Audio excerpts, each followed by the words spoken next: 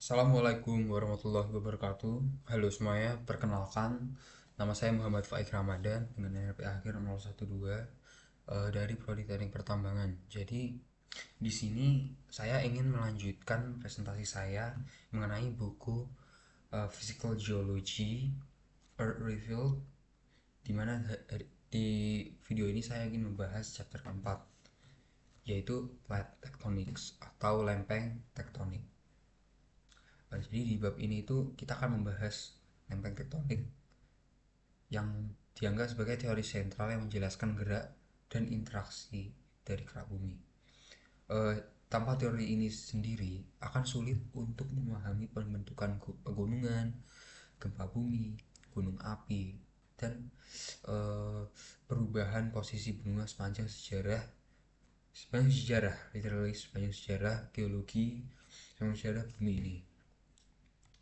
Jadi secara perkembangan teori ini sendiri itu berawal pada 1912, di mana Alfred Wegener mengusulkan bahwa benua pernah menyatu dalam super benua yang bernama Pangea, yang kemudian itu saling bergerak menjauh.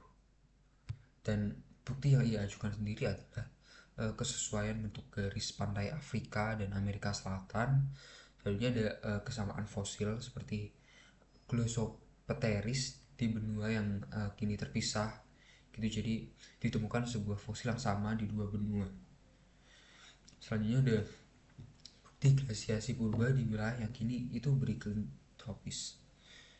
Ini adalah bukti-bukti yang diajukan oleh Wegener.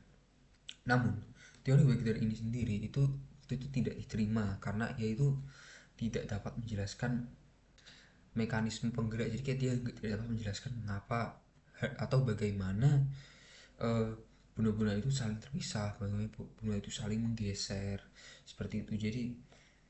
Jadi opini dia, teori dia itu sempat ditolak.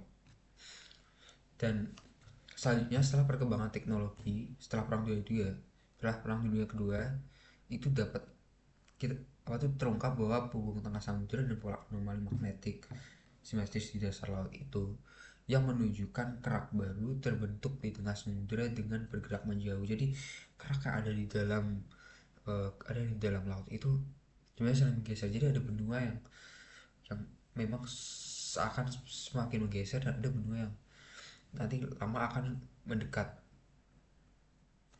Nah, jadi contohnya seperti itu, di mana eh, di Palang itu mereka cenderung cenderung menggeser gitu, karena mantel yang ada di bawah itu membuat seperti mantel yang keluar itu menggeser, atau panas bumi yang keluar itu menggeser benua yang mengakibatkan saling berpisah.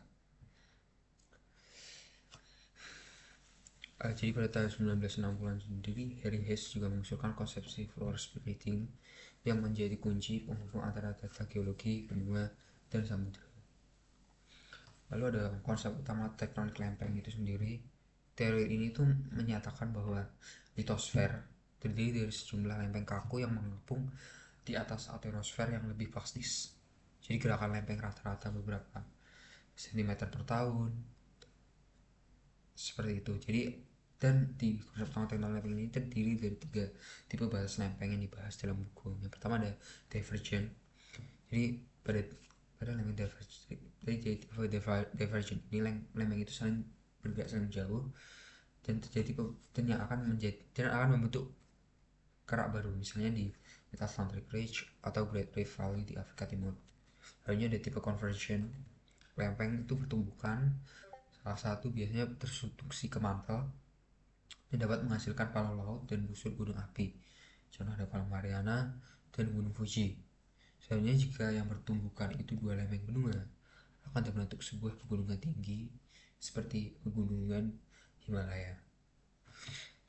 Yang ketiga ada triple transform, lempeng itu bergeser satu sama lain menciptakan sesar besar dan gempa bumi signifikan, misalnya di sesar San Andreas di California, Amerika Serikat, yang terletak di benua Amerika Utara. Selanjutnya ada bukti dari tektonik lempeng ini sendiri.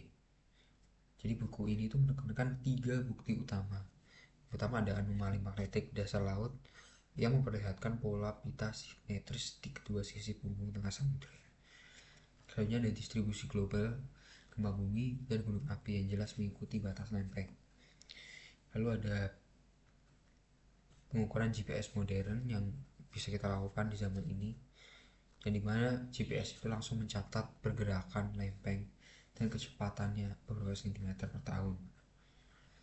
Jadi perkembangan teknologi itu benar-benar memperkuat bukti bahwa tektonik lempeng itu ada. Selanjutnya ada mekanisme penggerak lempeng. Jadi gerakan lempeng ini sendiri itu dipicu oleh konveksi mantel yang membawa panas dari dalam bumi ke permukaan. Selanjutnya ada tarikan slab, di mana gravitasi yang menarik lempeng samudra ke bawah di zona subduksi itu disebut slab pull atau tarikan slab. Lalu ada dorongan gabung samudra atau ridge pulse, yaitu akibat perbedaan ketinggian dan gaya gravitasi di bumbung tengah samudra. Konsep mantel booms dan juga dijelaskan untuk fenomena seperti rantai dan kepulauan Hawaii. Jadi kesimpulannya, di chapter keempat ini, tektonik lempeng telah menjadi paradigma utama dalam geologi modern karena mampu mengintegrasikan berbagai observasi dari paleontologi hingga geofisika ke dalam satu kerangka teoritis yang menjelaskan dinamika permukaan bumi sepanjang miliaran tahun. Jadi saling terhubung. Jadi dengan bukti yang kuat tadi seperti model mekanisme yang jelas, tektonik lempeng itu disebut menjadi teori sentral yang menjelaskan dinamika kerak bumi. Oke, sekian dari saya. Terima kasih sudah menyaksikan. Mohon maaf jika ada kesalahan kata. Wassalamualaikum warahmatullahi wabarakatuh.